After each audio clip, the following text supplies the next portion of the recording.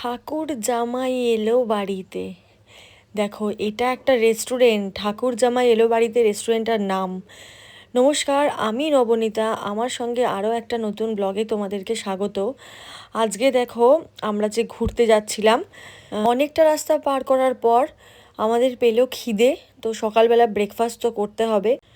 রাস্তার ওপরে এই ঠাকুর জামাই এলো বাড়িতে রেস্টুরেন্টটা দেখতে পেলাম। তো আর এর অ্যাম্বিয়েন্সটা ছিল দুর্দান্ত, মানে গোলাপের বাগান আর খুব সুন্দর ছিল। পেছন দিকে বিশাল বড় দেখো চাষের জমি, ধান ক্ষেত।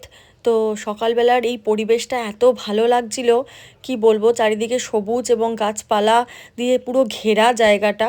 আর আমরা ওই ওপেন স্পেসেতেই বসেছিলাম। তো ওখানে আমরা অর্ডার করেছিলাম হচ্ছে পরোটা, আলুর পরোটা আর টক দই। তো দেখো, আলুর পরোটা, টক দই, ওরা সঙ্গে কিছু আচার দিয়েছিল আর ধনেপাতারও একটা চাটনি টাইপের দিয়েছিল। তো খুব সুন্দর ছিল, দারুণ বানিয়েছিল। খেয়ে দেয়ে সত্যি মনটা খুব ভালো হয়ে গেল।